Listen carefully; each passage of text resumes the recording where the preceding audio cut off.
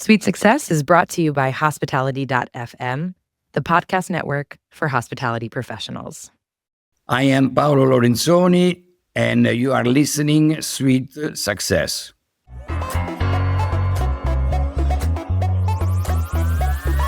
You've just checked in to Sweet Success. Join me, Katie Klein, for exclusive conversations with hotel executives, hospitality leaders, and industry innovators. Together, we'll uncover the strategies and techniques these masters of hospitality relentlessly refine. Whether you're already in the industry or just starting out, tune in every week to unlock the secret to your sweet success. Hello, everyone, and welcome back to another episode of Sweet Success. I'm your host, Katie Klein, and today I have the great honor of welcoming Paolo Lorenzoni to the show. Paolo just recently retired from being the general manager of the Gritti Palace in Venice, a role he held since 2009. Throughout his tenure, he truly became synonymous with the city, even being named General Manager of the Year for all of Italy by the European Hotel Managers Association. Prior to making the Gritti Palace into the icon it is today, Paolo held a variety of roles in hotels throughout Italy, the UK, and France. Paolo, thank you so much for being here with me. Thanks to you for inviting me. It's such a pleasure to see you again. And I just love the entire story of your career trajectory. So can you tell us how you got started in hospitality? Honestly speaking, was not my favorite job working in the hotel industry, because when I was very young, like my brother, I preferred to work in a banking job. That you work from Monday to Friday, you don't work Saturday and Sunday. Only one of the two brothers can get in place of my mother. And I was unlucky of that. And then I make several jobs. Then at a certain point, I would like to do the steward on the aircraft. I was not lucky for the selection because I was not, no one very strong behind me to recommend me for that position. Then I worked 2 years in the jewelry. I sell newspaper with a car to make and also I sell cultivated mushrooms. One day I was to my haircut dresser, and he said, "Why you don't go work in the hotel industry? I mean, you make the hotel school 5 years. Why? You know, you have to work Friday, Saturday, Sunday at night." I mean, but no, you should go because I saw you are perfect for this job. And then I met the director of HR of Ciga. There was a domestic company in Italy very well known in the world, mainly in Italy. No, at that time there was no hotel outside, just one was outside. And they interviewed me in Roma, at the Grand Hotel in Roma, actually the St. Regis, and he offered me 2 jobs. One at San Juan de Puerto Rico, that I was stupid to refuse it as a switchboarder. And the other one was working at desk employee at the reception desk at the Ben in Venice. And then I accepted Venice. And then it was my first experience in Venice.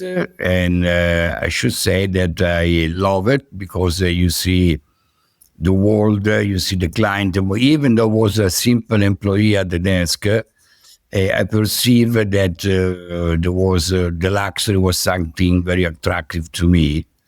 And then after the 5 months, I was without any employment, and I back to Roma, to my native city. And a friend of mine found me a job at the Holiday Inn, working for 1 year and a half during the night. I was working at the Holiday Inn, 337 rooms with the air crew. Check-in, check-out. It was not like today you have a laptop to do the check-out. It was a machine, NCR. It was so complicated.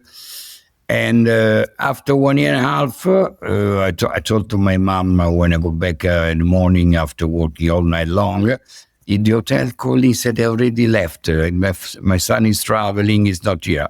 My mother was quite old. She didn't understand it was not the Holiday Inn, but was the Ciga hotels. The Grand Hotel was looking to me because I sent my CB. And then she started, "Hey, Paolo. Because she said, "No, my son is already left, sorry." Then when she understood there was the Grand Hotel, she said, Paolo, Corey, come at the phone. And then it was the financial controller of the Grand Hotel in Roma that called me. We saw your CV. We would like to interview. And then I went to the interview and they take me on board. And I started with Chiga in 1978 at the Grand Hotel in Roma. And that was all because your mom accidentally called the wrong hotel. No, Is that right? No, because my mother didn't understand that there was the Grand Hotel. Because I Right. told her, if the holiday in call, because when you're working all night long, you don't want to be bothered when you're sleeping.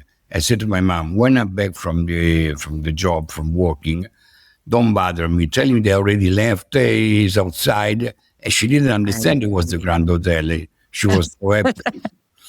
And then I started with Chiga, Compagnia Italiana Grandi Alberghi, meaning company, Italian company, big hotels. By the way, the company born in Venice in 1906 or earlier, I think. The first hotel they opened in Venice was the Danieli.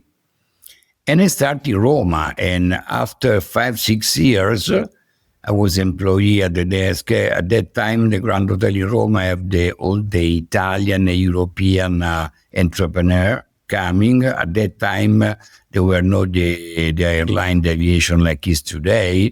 There was people coming, Italian entrepreneur coming from Milan. They used to come on Monday night with the wagon Lee.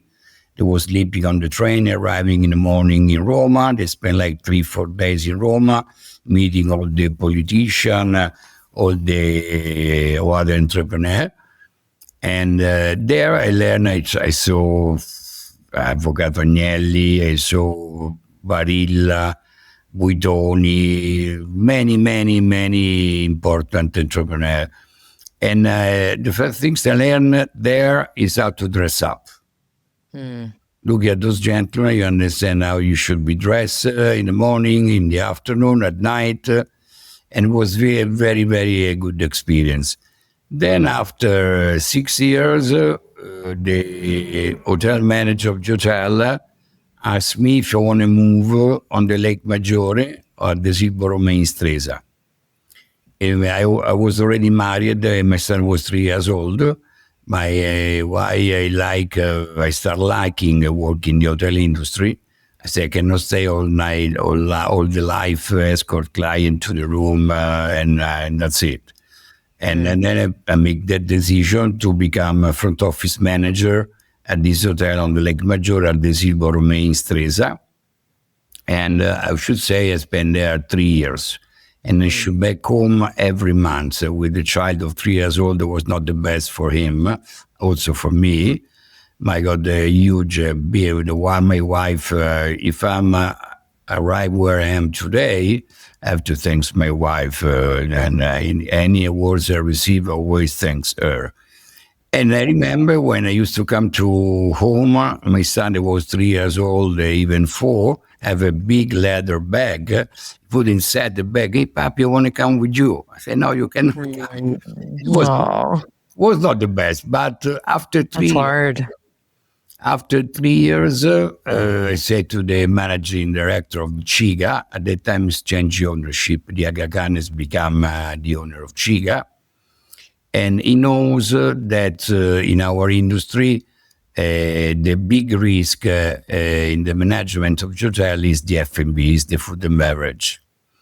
And because all the general manager in Italy at that time used to come from the front desk.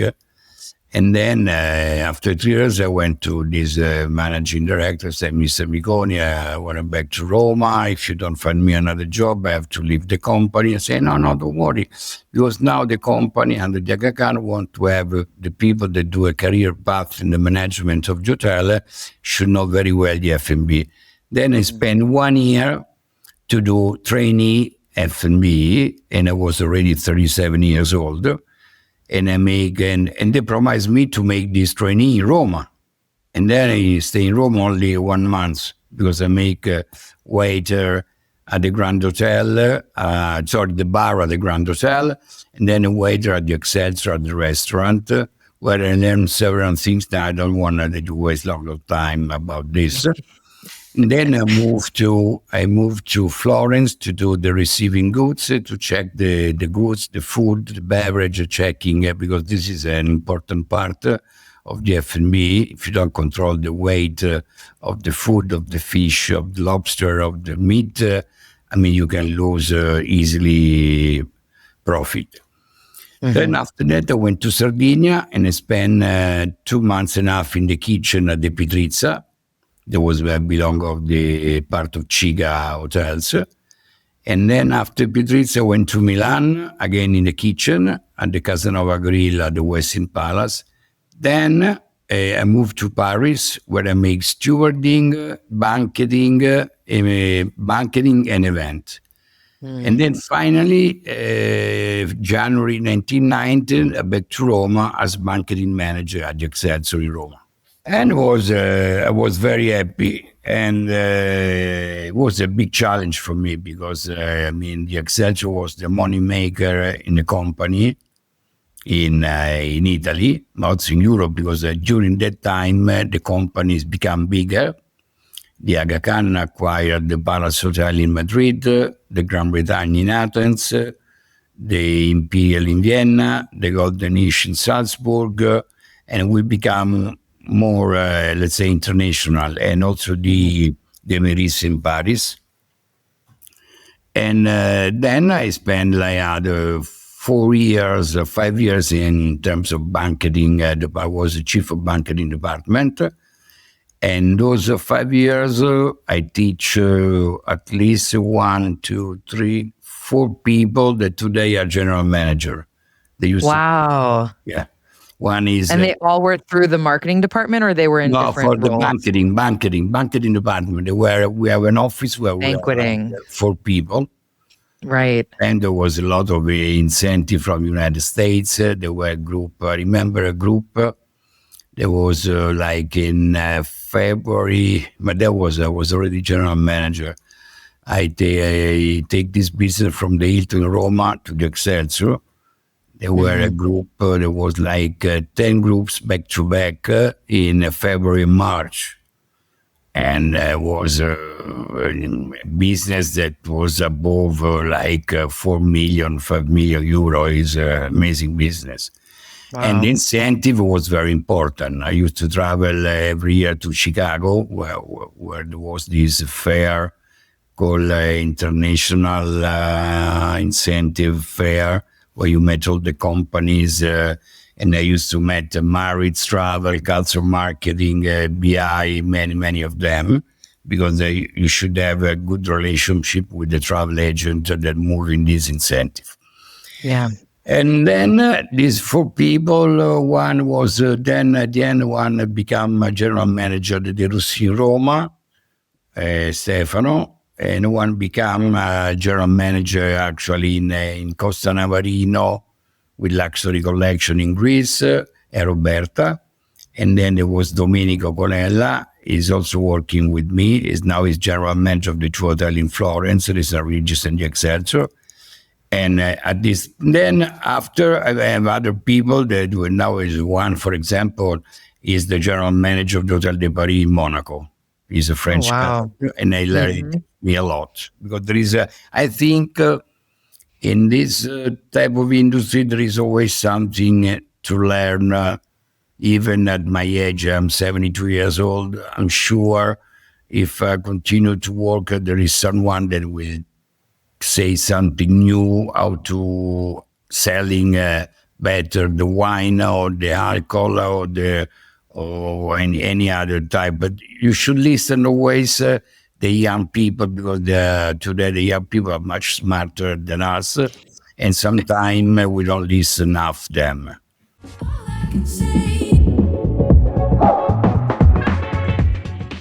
After hosting for more than 2 years, I finally made the decision to switch to Lodgify. And honestly, I should have done it sooner. If you haven't heard of them yet, Lodgify is a property management software built for short-term rentals and boutique hotels. They make it easy to manage your calendar, update cross-channel listings, automate guest messages, connect with OTAs, and even build a direct booking website. What I love most is that it's intuitive, it's organized, and most importantly, it's setting me up for what's next. whether that be adding more short-term rentals to my portfolio or maybe opening a boutique hotel one day. Lodgify is the kind of platform that grows with you. Visit lodgify.com and use code SWEET20, that's sweet like hotel suite, to get 20% off their annual plans today. Check out the link in the show notes for more.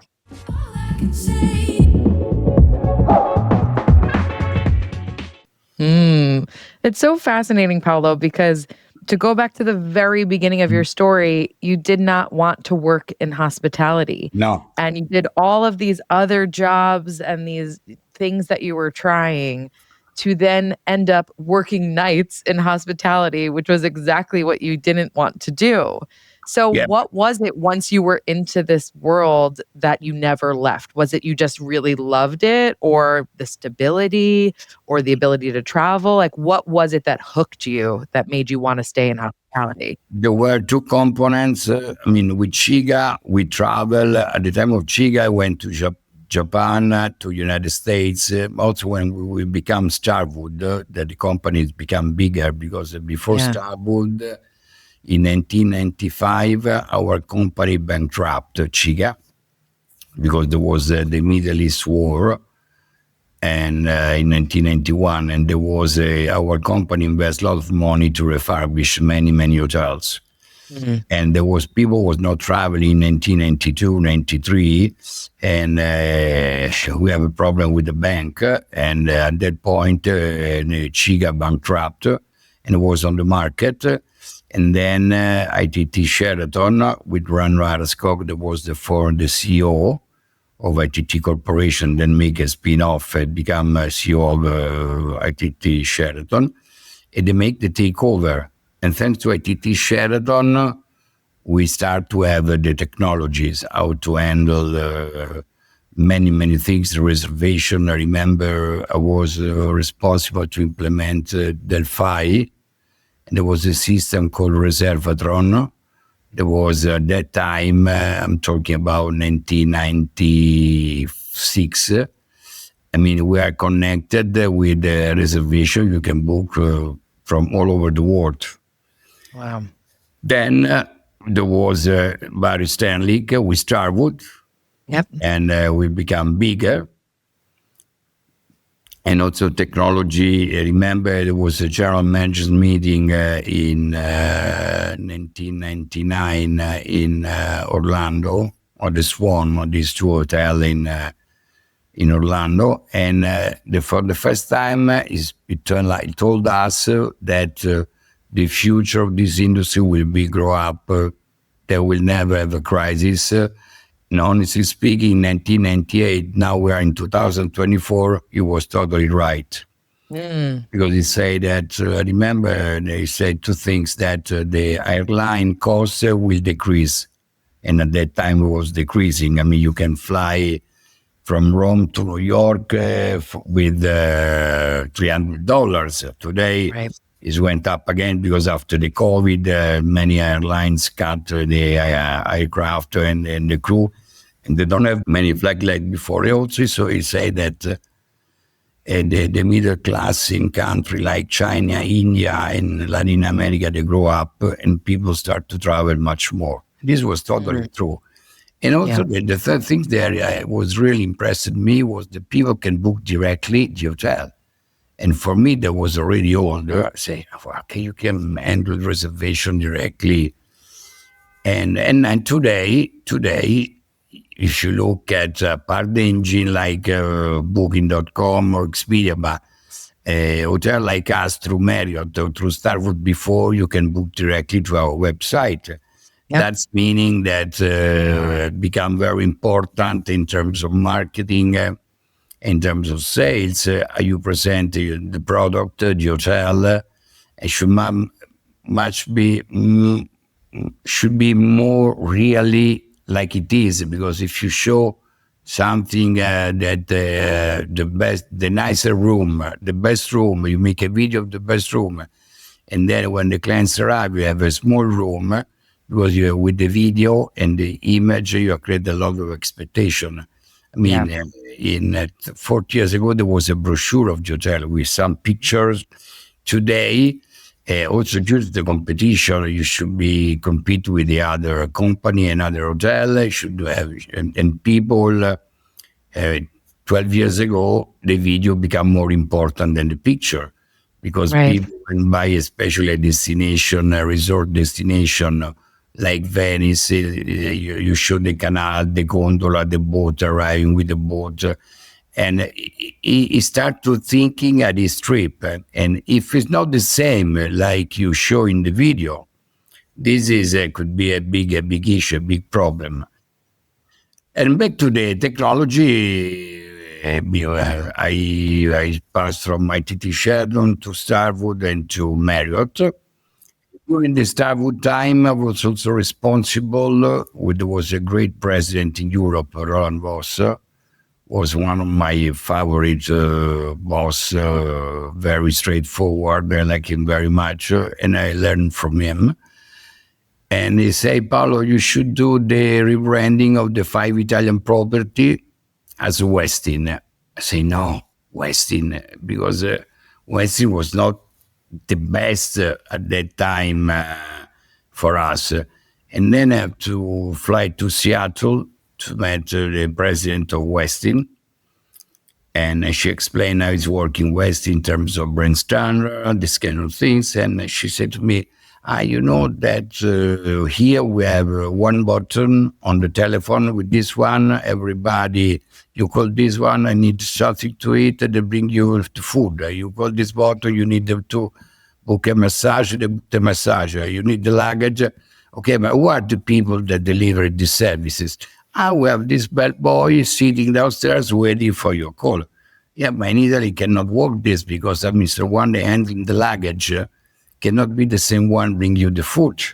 Right. There is also different type of labor contract, also because the one delivering the food should know at least a couple of languages to explain to the client what he's eating, what he like to order. Then when I'm back to Italy, to Ron Boss, I said to him, there is something that, Paolo, you do whatever you think is appropriate in Italy. Don't worry, nothing happened. Mhm. Do try to be in line with the standard of Westin, but in certain operation, look at the best way for us for our type of contract. And then I rebranding the Excelsior Lido in Venice, the Europa Regina in Venice, the Excelsior Roma, the Excelsior in Florence, and the Palace in Milan. Wow. It was.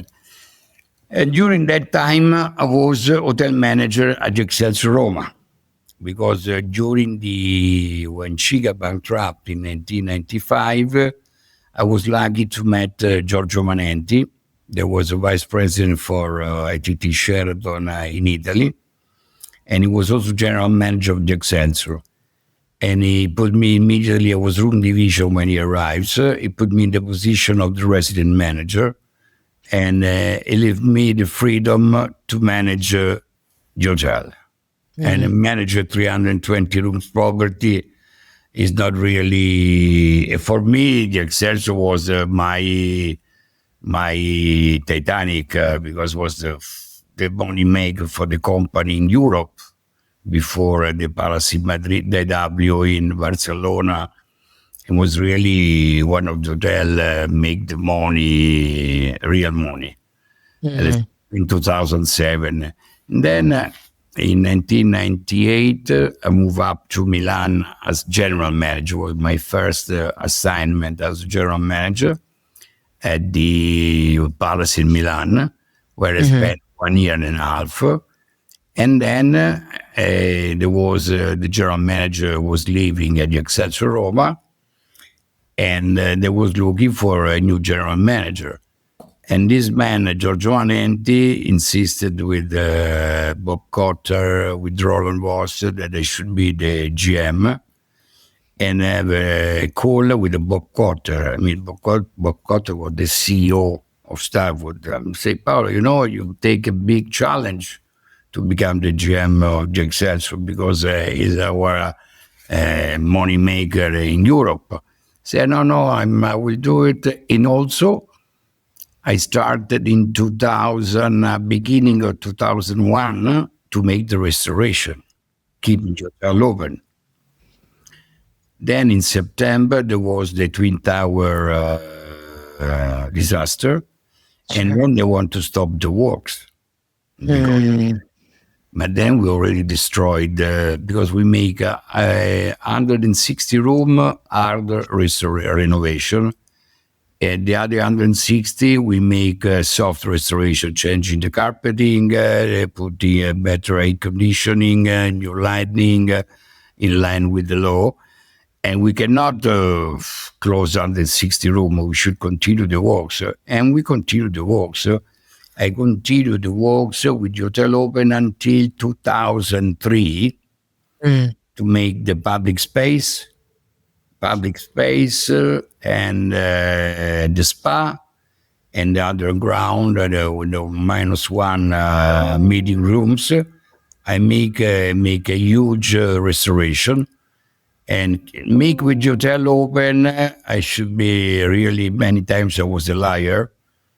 I remember an episode of a clients that booked a meeting of 250 people in February. February was February 2003, and he's coming with this executive vice president from the United States, and it stepped in the lobby. I was there to receiving him, and he saw that there was no lobby. There was just a corridor, 3 meters by 3. He said, Paolo, what's happening here? I mean, we have people coming next month. Say, sorry, we have a problem. There was the ceiling falling down. Thanks God, gosh. one died. Was not true, because we have to do the new lobby, but we didn't. We left them the 2 rooms at the back where they can do the meetings, and then they say, Palma, we should find a solution, or we cannot have it. Don't worry, the rooms are okay. There is only this corridor. I mean, they don't know the lobby before. Any case, we make a good treatment or discount on the rooms, and the meeting went very well. I don't tell you the name of the company, but situation like that is something that's happening when you do this type of work. Today, when you make a new hotel, like I make the Gritti, I close the Gritti for 15 months. It was much easier. Right. Then back to the Indexenso was the hotel where I received the most important people. I received 3 Secretary of State, Madeleine Albright, Colin Powell, Condoleezza Rice. Wow. Apart other politicians like Putin, like Netanyahu, like Arafat, from the one from India, from China, many. It was the hotel of the official state visit, even the king of Saudi Arabia. And I learned a lot about ceremonial, how to receive the people, the security, a lot of security knowledge. And I learned something there, that in front of security service of any country, you should speak only in English, or in the language of the people. Because if you speak in Italian, between them there is someone that speaks fluent Italian, understood everything you say. If you say few sentences, they understood that. I learned to all my people when we do the inspection. I told them, listen, don't speak in Italian, speak only in English, in order they understood us, and they don't think that we say something inappropriate. Right. Right. And then in 2009, again, Roland Bosch sent me to the Gritti Palace in Venice, because it should be under restoration. And they will take advantage of the way how I work with the passion, also because I have some experience. Redone the Excelsior. Also in Milan, I redone. I changed there was a staff house near to the palace that became other 24 rooms. I make also the works in Milan. And I went to the Gritti, and I was really not happy when I saw the hotel, because the hotel was built in 1948, 1946, and opened in 1948. and they still have the same sink, the same faucet, the bathtub with the curtains in plastic, with the Um, shower. And when you it take a was shower, old. the Yeah. shower was attached to you. And then it was in 2009, there was the first Biennale of Art. The Biennale of Art was the world event happening in Italy. The second one is the furniture show in Milan. People book. We already have reservation for 2026. People already rebooked the room when they left in 2024. And I said to the front office manager, and he's still working with me, I say, Ivan, I don't want to see one client complaining about the rooms because honestly, I mean, these rooms are really very clean. I should say that there was this executive housekeeper that I nominated her in another interview that she kept the hotel even was worn and tired, but very clean and in order. Mm. This was very important. And to make the story very short, I mean, in 4 days, I didn't have one complaint. Wow. There, what I understand that there was a sort of club, the people during the Biennale. There were artists, there were collectors, there were art dealers, and they were so involved to see every 2 years and talking about that the hotel in this case was in the second step, but our people are the one that make the difference. I mean, our employee.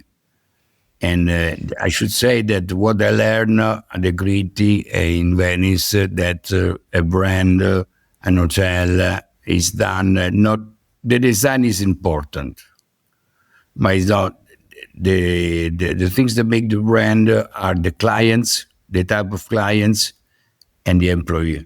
Because, and then they know what they want. I mean, our clients, not only the one coming for the Biennale, but the one coming in the year, even without the technology, because today all the hotel got the technology.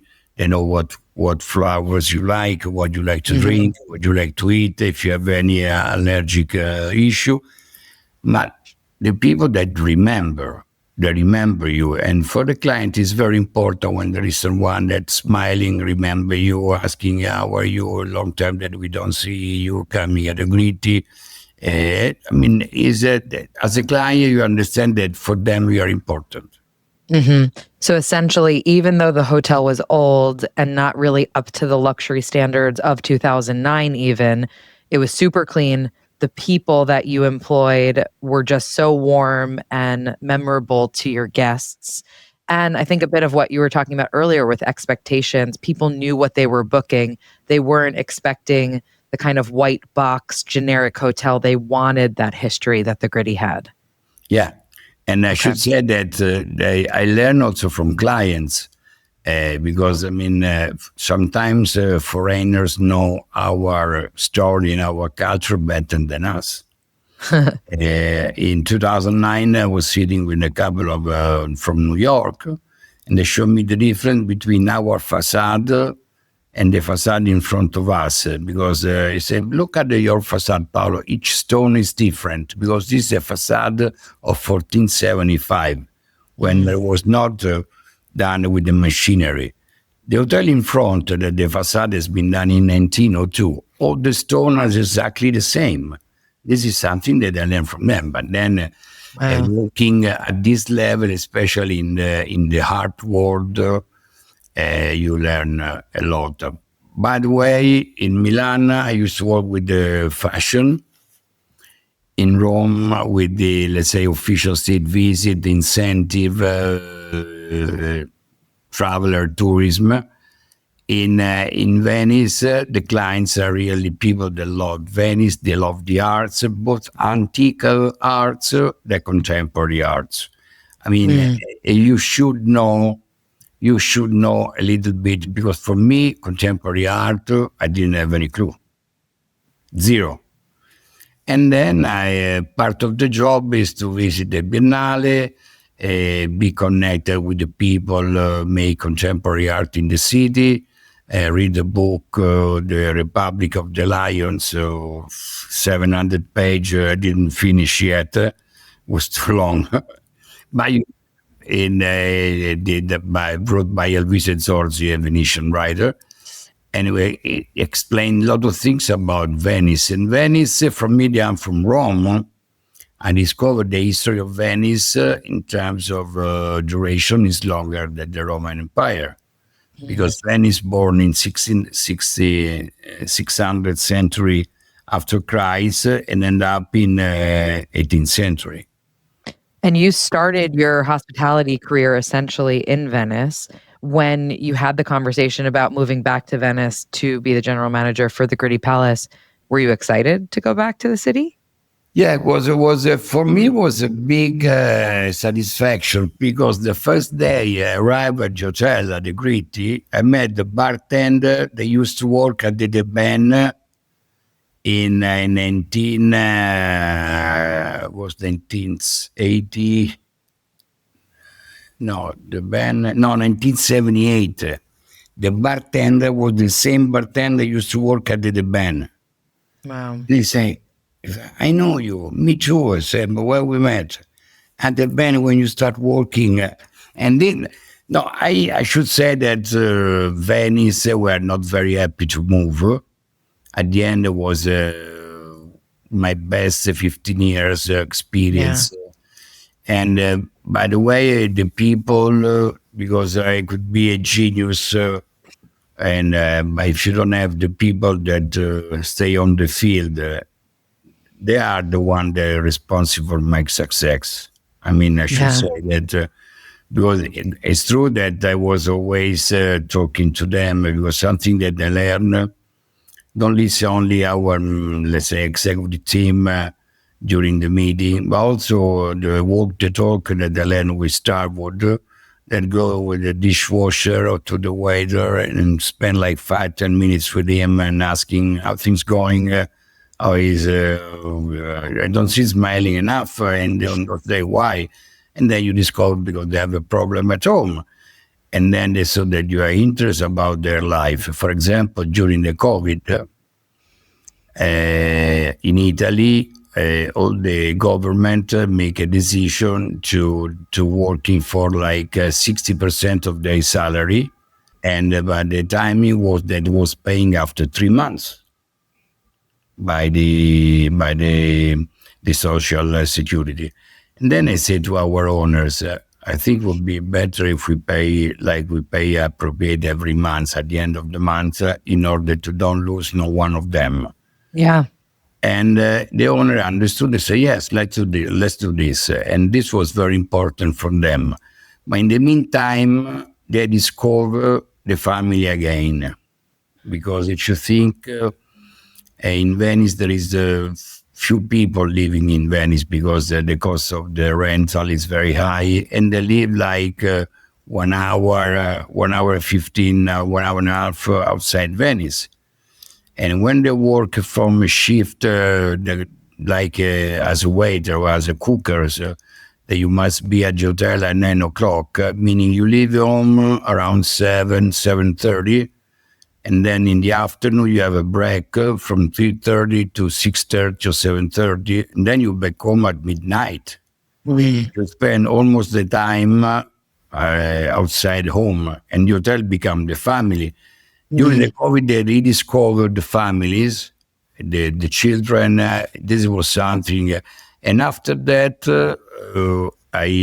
my aim, together with the HR, with the other department heads, is to eliminate at the maximum the shift where you spend like 10 hours, 11 hours, 12 hours outside home, and make only 8 hours in the morning, 8 hours in the afternoon, and avoid this working all day long.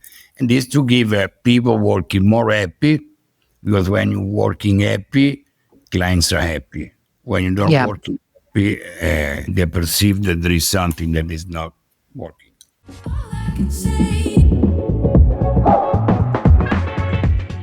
The next time you're traveling or celebrating an important occasion, book a Flytographer photo shoot.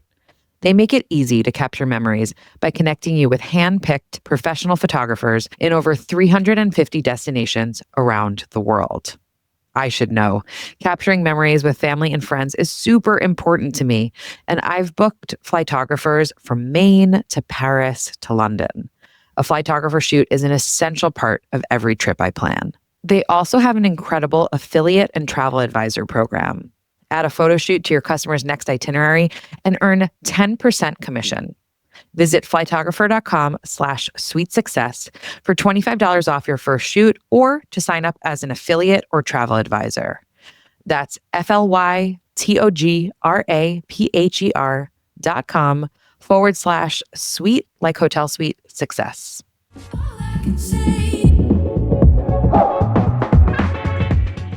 People can feel it. And when you and I first met, probably over a decade ago now, you were in this role as general manager of the Gritti Palace. To me, I can't imagine that hotel or that city without you. You are synonymous with Venice in my head.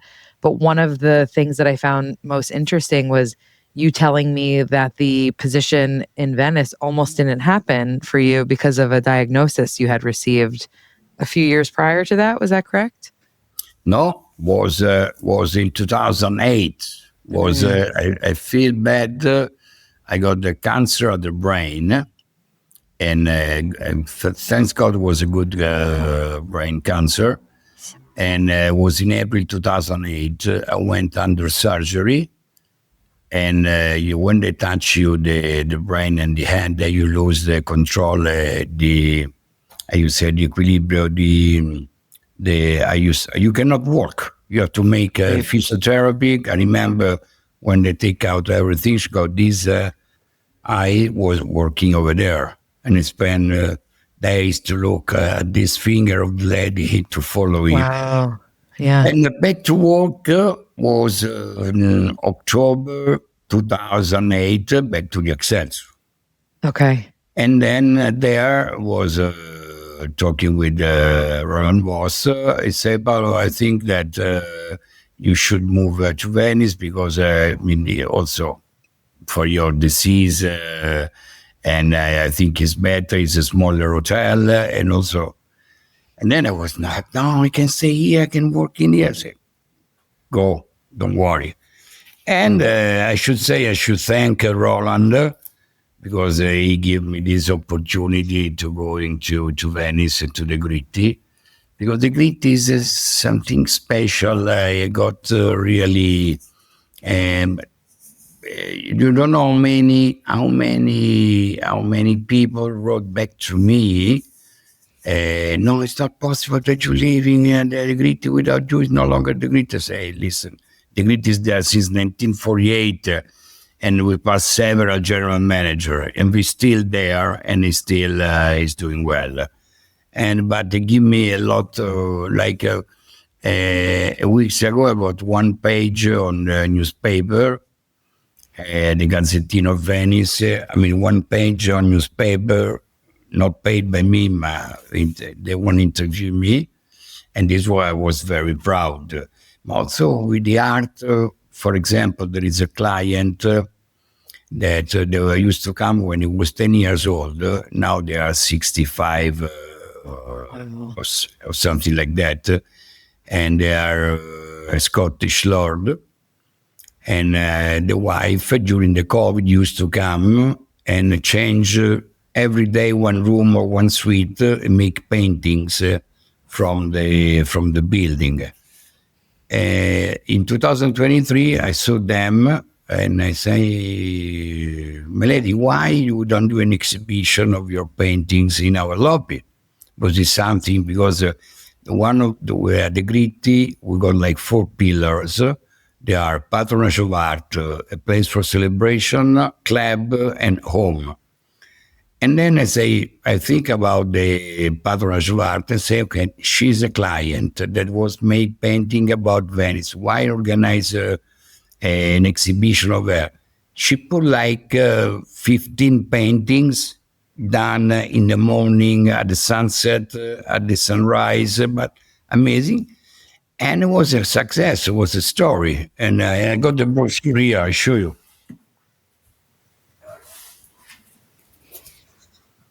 A Venice Wow. story. That's beautiful. And there are the paintings. That is stunning. It is a book that is called A Venetian Story with just the most stunning paintings of Venice. Wow. So, did That, that book result from that exhibition that you created? yes, yes. Wow. And this is when you have, I mean, I don't know other hotel where they make a painting exhibition, but of artists. Hmm. This is not an artist, he's a client, and he's an Yeah. artist as well. But it's Yeah. something that, and we're very linked. I understood also in a city like Venice, you must be linked to the society of Venice. For example, due to the sustainability, there was everybody was looking to have a fresh products. I rent land in the island, in another island of Venice, in Masorbeto. The owner of this land is the former wife of Philip Stark, Hmm. and we cultivate the artichoke. That comes out only in end of April and May, but at least we take like 5,000 artichokes, and we cooking in a Venetian way, or we do at the Jewish way that we do Roma, squeezed and fried, deep fried. And now also we rent another land in La Giudecca with this lady from Turin. That was the same one restoring the Royal Garden in Venice, and got this Redeemed Church. They got a huge garden. We have 3 pieces of land where we cultivated zucchini, tomato, aubergine. I mean, and this you have a fresh product. I say yes, but we do only you do with other hotel. I say no. If I do with you, only with you, okay, well, let's do it. And in order to keep exclusive the things that we are doing, like I make the trolley martini. I copied the trolley martini at the Connaught in London. I saw they do this martini. They come in front of you with a trolley, and they prepare the vodka of the gin martini. I make a trolley with the freezer inside, where we keep freezing the glasses and the gin and the vodka, and we do in front of the client. It's something that the one that builds say, "Oh, may I sell to your colleagues?" Say no, and ask to a lawyer to write to him that is not doesn't have the license to build this trolley. Yeah. Do you feel like the way that you approach being a general manager changed after your diagnosis, your surgery, going through physical therapy? Were you a different GM before to the GM you became after? No, I don't think so because for me, my wife says always to me that I'm married to hotel. My wife is the hotel because and she said it's impossible that you are connected 24 hours a day because I'm really is a mission, but is something. For example, I used to go in the morning at 9 o'clock. Then I organize the day, look at the things. Then at 6:30, 7 o'clock, I go down in the lobby. I go to the bar. Yeah. This is the moment where you build the relation with the client. Yeah. I have seen you do that so successfully. And everyone in the room either knows you already or by the end of you going around to everybody, you make them feel so special. Yeah, and the problem is that you have to stop to each table. Because if you don't stop at the clients that are the first time there, and they understood because we have individual in the room when I'm talking about Venice, they know that I'm the general manager. Right. If you sit only with one and you don't sit with the other, you should at least pass by at each table, say, "Good evening, I'm the general manager. How things going? Everything is okay with you? I give Yeah. my card." Even that for them is important. Yeah, Because it if is. not, you think, why sitting 2 hours? No, 2 hours, no. Why sitting like 15 minutes with this client and not with us? I mean, Yeah. you should Yeah. give the same time to everybody. And Yeah. my wife used to call me at 8:30. We are ready for dinner. What you doing? I'm coming. Okay, we start eating, and then when we arrive, you arrive. No problem. Right, right, That's right. she I is. mean, it's just so funny because again, to go back to the beginning, you were like, I want a 9 to 5 job. I don't want to work weekends. And now flash forward and your wife jokes that you're married to the hotel. You pour all of yourself into it. Was it ever tiring? Were there ever days where you were annoyed by the guests, or did you just genuinely love it every day? So what I'm doing now, this is nice. I want to write a book. I love that. I take all my agenda because I still wanted I used to write the daily meeting that I do every day when I used to work, and I write down there is an issue between housekeeping and room service, or there is an issue from the front desk and the housekeeping, and I know. Now I take all the agenda from 2009 to 2024 to look at the same issue every year. I want to do a classification of the same, how many times we spend time to talk about something that already happened 10 or Yeah. 15 times. And we're still Yeah. talking to solve because the people is changing, because the giver is changing, the food and beverage is changing, the director room is changing. And it's a never ending story. Right? If you are not because I sometimes during the year I go back. Listen, we talked about this like 4 months ago, and I spent time to. Yeah. And then I remain like this because if you keep talking, they start. It's your fault. I say I don't want to know. It's the fault. The client is important for us. Yeah. Everybody make a fault. We can make a mistake, but we Yeah. cannot continue to repeat. Yeah. Well, what's interesting too is it's not only the same problem that is repeating itself just because of the nature of humans, but throughout everything you were talking about through your career, you have seen so many global issues affect the world, right? Whether it be the financial crisis or COVID or wars that you referred to, it, et cetera.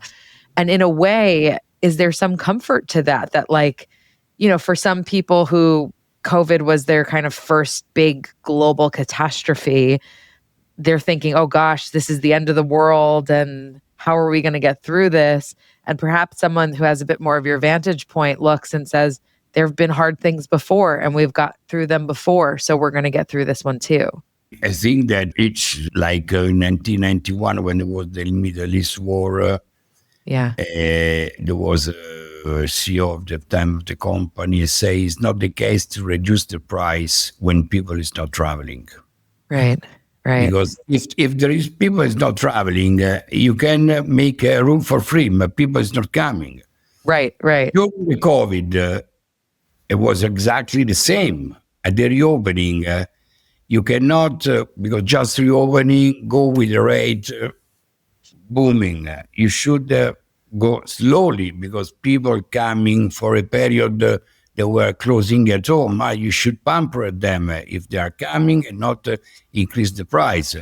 Or when there was Lehman Brothers in 2008, when I have to go to Venice, this was also something that we start to relook all the organization, all the operation in order. There was, I remember this word lean, to be lean.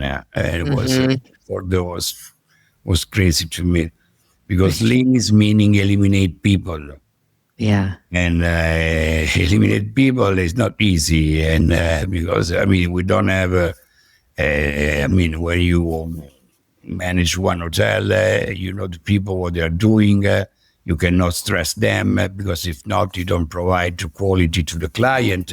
And the client immediately perceive if there is something ongoing with the staff. I mean, Right.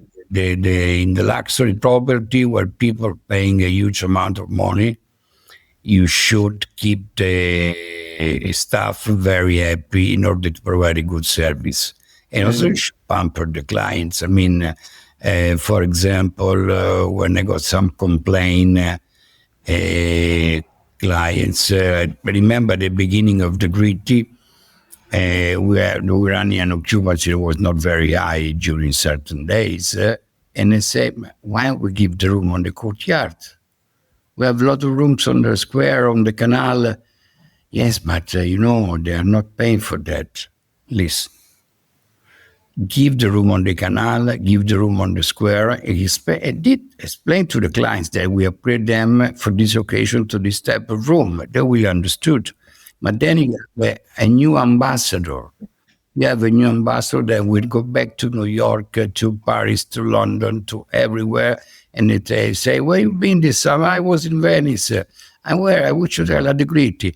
They can only talk with the good words. Exactly. If you give them Exactly. yard where you see another facade, and I understand when the hotel is full. Right. Okay. But when you Yep. have plenty of rooms, plenty of suites available, you stay only, if people stay 10 nights, I say no. But if people stay 1 night or 2 nights, you Yeah. say, we will upgrade you to one room overlooking the Grand Canal. They Yep. make you happy. They will remember. Yeah. And they remember. When people remember you, they talk positively about you and with the others. And there is a Yeah. message.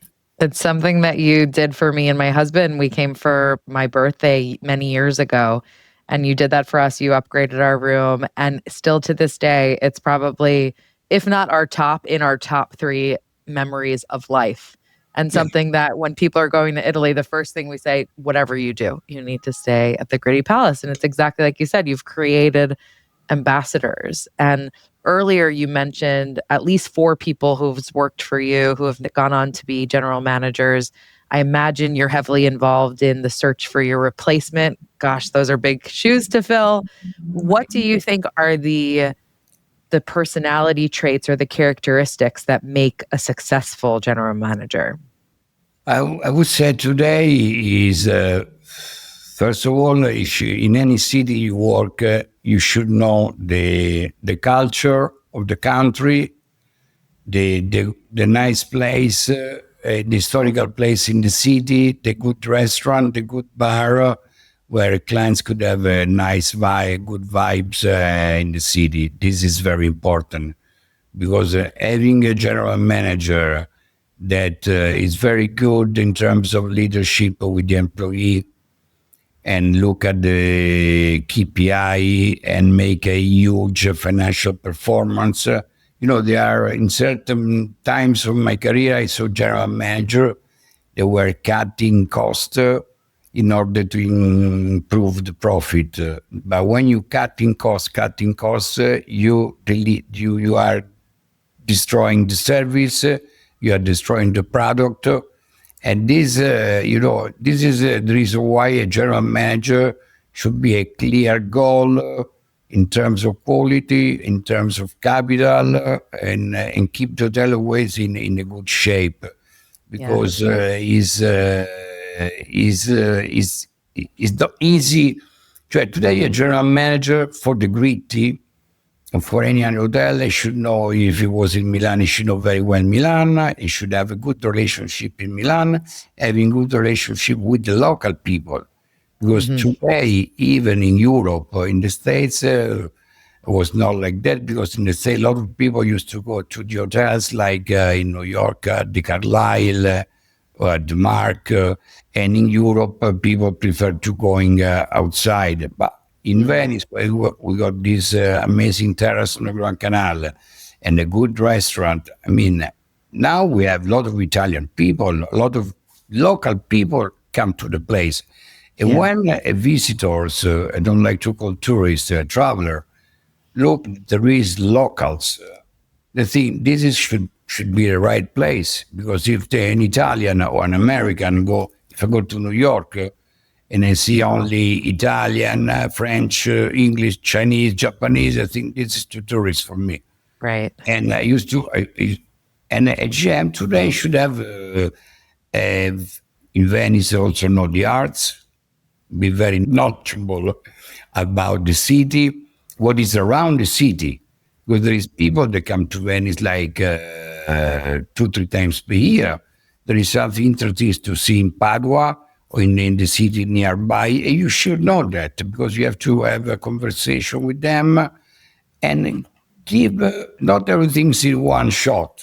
Yeah. And they come, tell them something's new to be seen, or a new restaurant, or a new bar, and also be always available. This is very important. I give my mobile to all the clients and call me whenever you need, because Wow. people are abroad. Could be happen something that they don't want to call the travel agent, or they don't want to know that some. You call me, we try to make the solution if we're able to do it, but at least it feels safe. Yeah.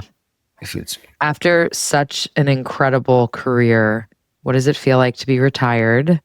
And you already mentioned a book. I'm sure you have many other plans. I'm sure you're not sitting still or relaxing at all, Paolo, knowing you. But what do you plan to do?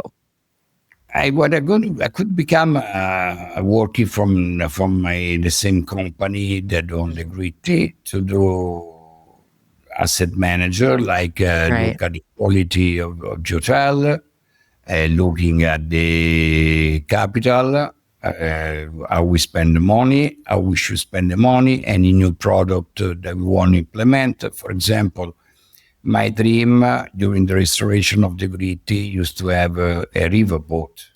Was like in Hong Kong or in New York, you have several hotels got Bentley or Royce. In Venice, you cannot have a car. And my dream was to have this Aqua Riva. And at the end, after in 3 years, I was able to have the Aqua Riva at the Gritti, and Yeah. now it's still there. And now I will look how the general manager will treat the Aqua Riva. If we treat the Aqua Riva well, no. But if there is any project, I should help the GMs to. We are working from the same ownership. He's working for, he's nominated by Marriott, by the management, and working with the owner. And the owner want to have to don't destroy the product, keep always, for example, when the Gritti was sold in 2015 to this fund, Nozul, and the first things the owner say to me, please, Paolo, tell us when you need money to make any works. My hotel must be always shining, perfect. We want to see worn tapestry, worn moquette or carpeting or the chairs at the bar. And I'm spending the money always spend the money to keep the hotel in a good shape. What a dream owner. Someone who really cares about their asset for sure. Yeah, but these owners, I should say, they are very with me. I never had a problem with them. I bring to them a good result.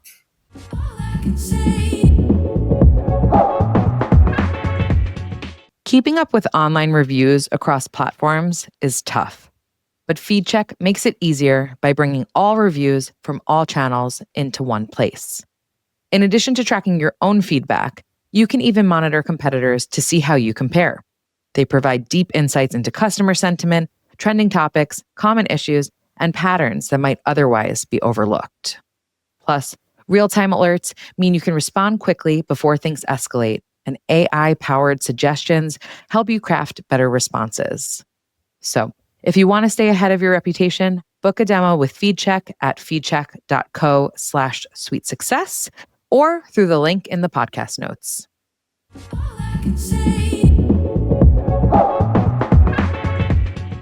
Yeah, absolutely. Well, Paolo, I want to ask you the last 3 questions that I ask everyone. And the first is, what was the best hospitality experience that you have ever had? The best hospitality was the first one was very simple. I was in the Four Seasons Ritz-Carlton, Chicago, and I was just already surprised because they got 2 hotels at the same brand and the Water Tower.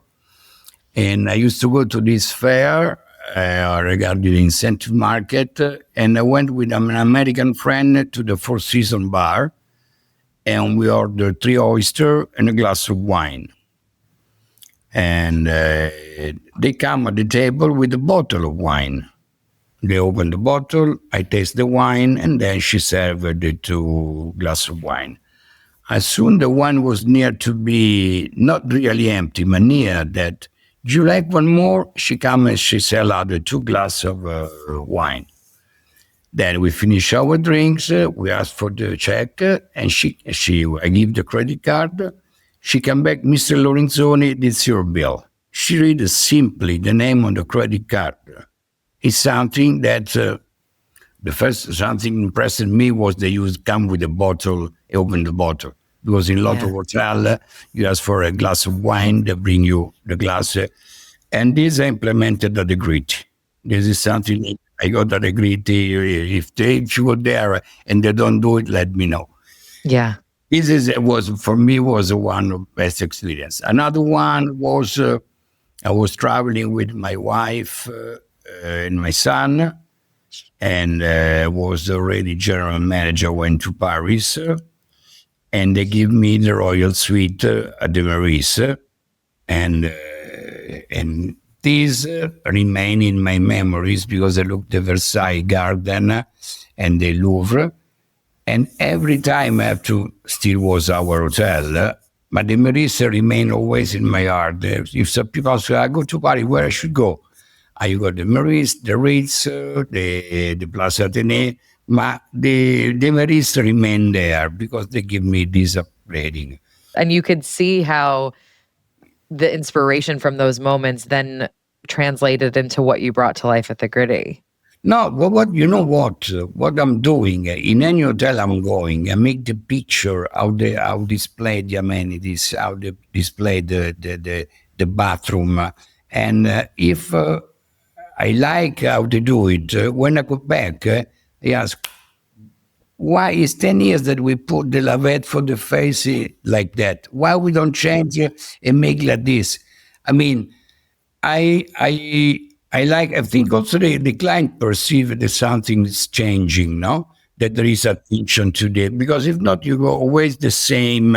Or for example, I make a white box in Corion with the crest of the Gritti to put inside all the amenities, like the cotton buds, the makeup disc for ladies.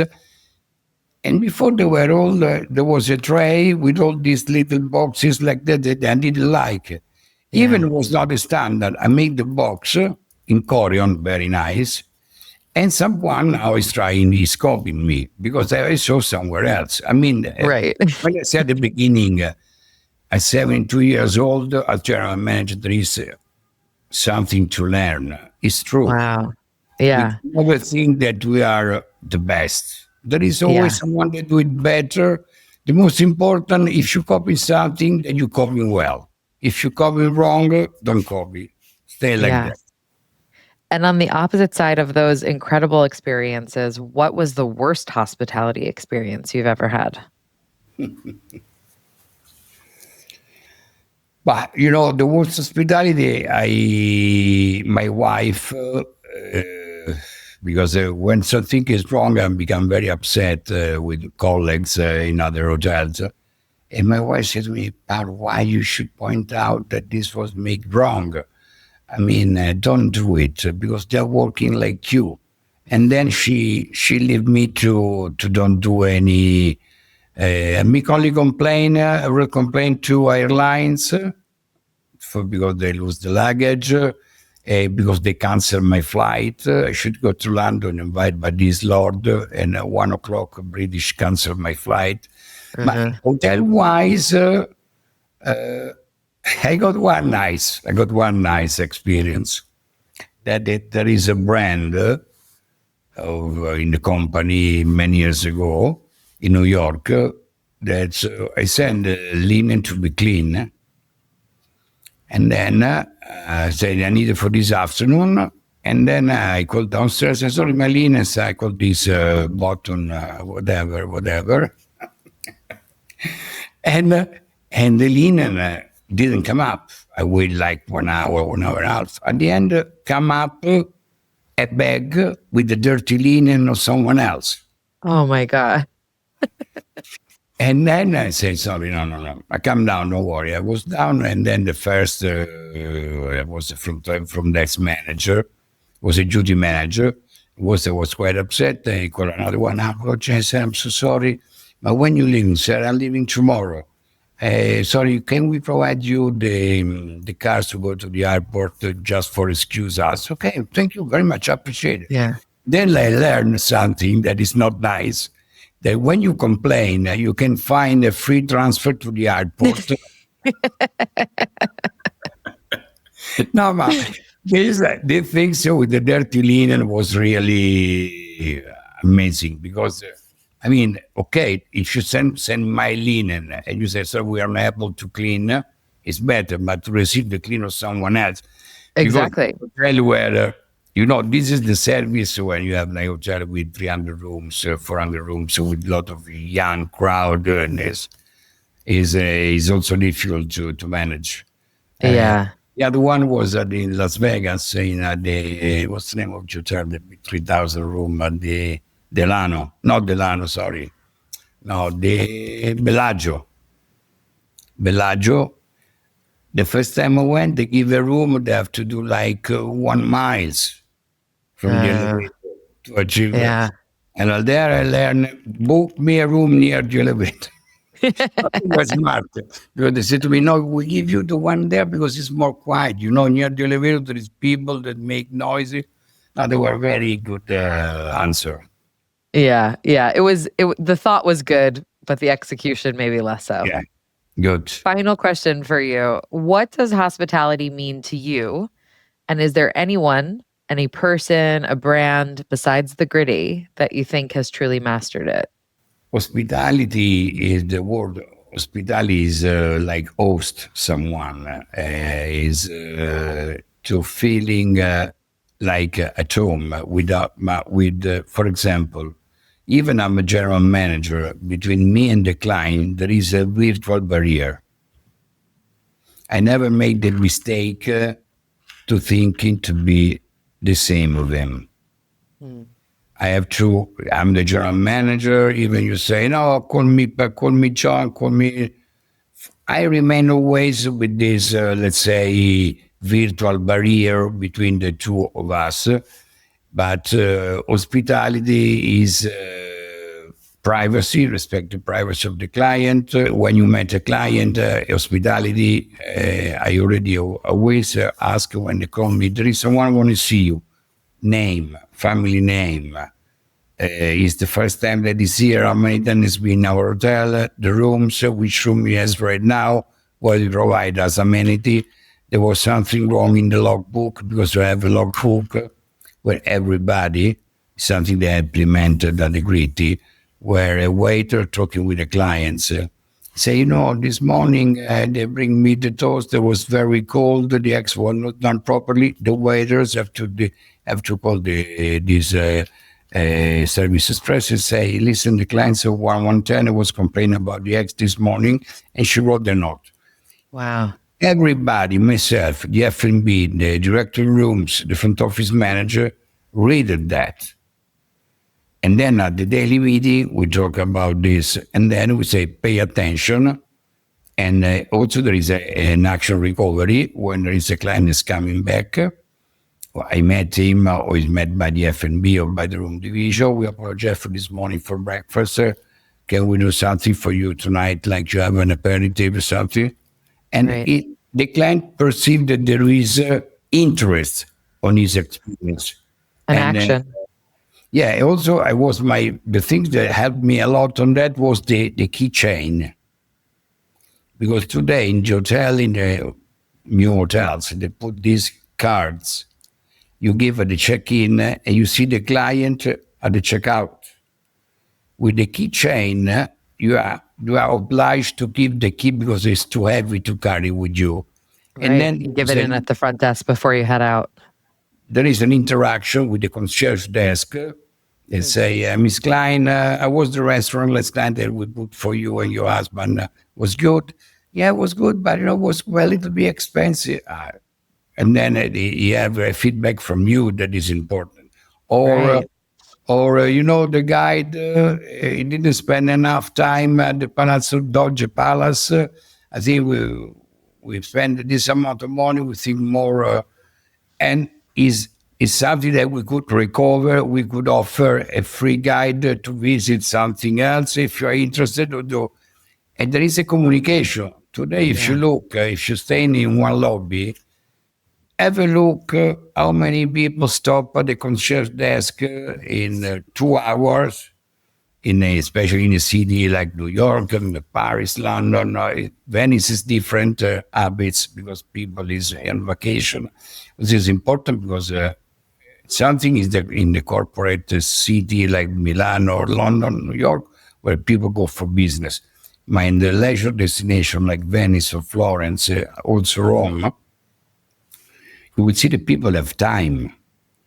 And for example, I increased the number of concierge because at the check-in you spend 10 minutes. Right. The concierge is the first time visited Venice. You on the plane, you write several questions or you look at your iPad, all the things you have to do it. And I increased the number because you cannot stay like 10, 15 minutes wait to speak with the concierge. Right. It is very important in leisure destination. That's it. Is there anyone that maybe in the hospitality industry or not that you look at other brands or competitors or people and you think they are also doing something great? And maybe it goes back to the earlier examples you gave of those little things that you notice through your travels and then take back to the Gritti. Now today in also in any other in the fashion or in any other, they talk about experience. Mm-hmm. Experience is something that you should remember, the one I mentioned to you before, where like the Four Season or a experience something badly is something that will be communicated to other 25 people, that will communicate it to other 100, and spread out in 3,000 people in 5 minutes. Experience is something that is done like the upgrading to the room when it's possible, and it's something that the clients remember. In the plane, now train, not even the aircraft today is a nightmare Yeah. because they got too many. When there is an interaction done by the service where the component is the service. If you got people provide the service, it's difficult to. They are still in the fashion. But today, when you go in some fashion shops, you really see there is a tension. Even if you know, I'm sure you remember the movie Pretty Woman, Mm-hmm. when she went to this boutique and the two snobbish servant there say, look at her, she cannot buy nothing here. And then she back and she spent a fortune. Right. This is something that sometimes could happen in the hotel. Yeah. Because today, with the new generation, with the XY, today you cannot make a judgment on how the people is dress up to understand if he knows or doesn't know the rule of service in a luxury, because there is people I cannot mention the name, but I saw people arrive in the hotel with the flip flop, jeans, and hat, and they were like one of the 100 people more important in the world. I mean, Right. you cannot judge how they are dressed or which restaurant they are booking, because sometimes if the couple say, they told us to go to this one. If the client say, but what do you think about? They never ask to us what I think is good. I mean, if there's your friend tell her, not say, no, don't go. Yeah. If immediately a wrong sort of impression to the client, perhaps you would think that it's a cheaper restaurant or always say, okay, I think if they recommend, and then we never been. It's a new restaurant. We don't know, but let us know if we can propose something else. Fine. Well, Paolo, it is always such a pleasure to get to spend time with you and to get to just hear about the world of hospitality through your incredible lens. Thank you so much for spending time with us today. All right, everyone, it's time for today's sweet summary, where I break down the key insights and actionable takeaways from today's conversation. Wow. Every time I'm around Paolo, I feel a deep sense of awe. Hospitality isn't just something he does, it's who he is. After this conversation, I'm more convinced than ever that Paolo embodies it in a way few ever could. And yet, it's almost unbelievable to think that when he first started out, he did everything he could to avoid the hospitality industry. He thought he wanted a 9-to-5 job with weekends off and a predictable routine. Decades later, it's clear this industry wasn't just his destiny, it was his calling. That calling hasn't come without sacrifice, though. He spoke about relocating for roles, time spent away from his beloved family, and even a difficult diagnosis that required brain surgery, grueling physical therapy, and left him with permanent hearing loss in one ear. And yet, at 72 years old, he's still as energized as ever by his guests, by the business, and perhaps most impressively, by the belief that there's always something new to learn. What sets Paolo apart is his long-term perspective. He's witnessed enough global crises to know that no matter what happens, people will always return to travel. He's seen the same departmental conflicts play out over and over and over again, and reminds his teams to stop repeating old patterns. He respects the younger generation, eagerly mentoring the next crop of general managers, not just as a leader, but also as a student himself, because he firmly believes that he has just as much to learn from them as they do from him.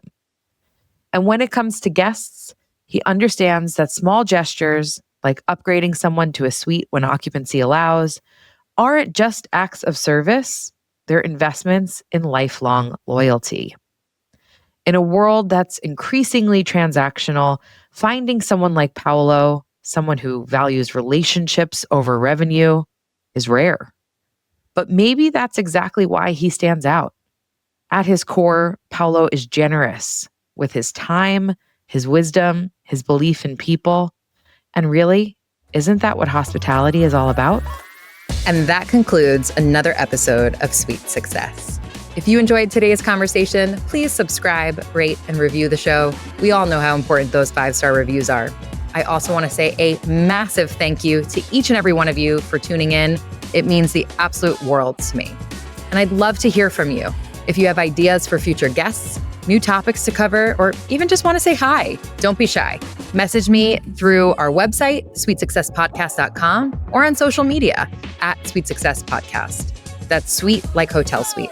Once again, I'm your host, Katie Klein, and I'm super excited to see you all next week.